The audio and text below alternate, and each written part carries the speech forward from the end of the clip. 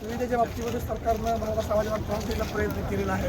आज सरकारला हे महागाईत पडणार आहे, कारण त्यांना माहीत होतं की मराठा समाज ही गोरगरिबाची मुलं आज ग्रामीण भागातून मुंबईमध्ये येत आहेत आणि मुंबईमध्ये आली तर काल त्याने आम्हाला एक्सप्रेसवे टोल फ्रीवरती आम्हाला गाड्या डायव्हर्ट केल्या आणि 10-15 किलोमीटरच्या पुलावरती आम्ही त्या ठिकाणी थांबलो, जेणेकरून आमच्या बांधवाला खाली पण उतरता येऊ नये, आझाद मैदानावरती पण पोहोचता येऊ नये अशी व्यवस्था त्यांनी केली. कालचा दिवस जरी आमचा खराब गेला, निसर्गाने जरी आम्हाला काल नाही साथ दिली, तर आम्ही मनोजदादा पाटलांच्या पाठीमागे खंबीरपणे साथ देऊन उभा आहोत. आम्हाला किती त्रास झाला तर आम्ही मुंबई सोडणार नाही. सरकारला वाटत असेल की समाजाला त्रास दिल्यानंतर हे दादांच्या पाठीमागे थांबणार नाहीत, निघून जातील, पण असं नाही आहे.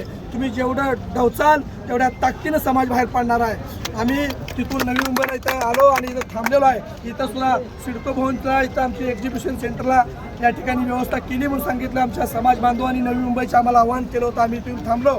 इथली सुद्धा लाईट रात्री बंद केली होती, समाजानं कालवा केला तर लाईट चालू केली. हा त्रास देऊन सरकार काय साध्य करू पाहत आहे आम्हाला हेच काही कळत नाही आहे. तुम्ही असं करायला नाही पाहिजे. येणारा जो समाज आहे गोरगरिबाची पोर आहेत, त्यांना माहित नाही तुम्हाला सरकारला किंवा मुंबईला भेटी देण्याचा आमचा कुठलाही प्रयत्न नाही.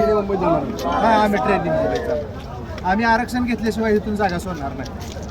आमचा जीव जरी गेला तरी आम्ही इथं मनोजदादाच्या पाठीमागे खंबीरपणानं उभा राहणार. आणि आमच्या गावाकडून मोहोळ तालुका या गावाकडून आता जवळजवळ 100 ते 125 लोक येऊ लागलेत मुंबईमध्ये. नक्कीच आपण पाहतो की आपल्याला मोठ्या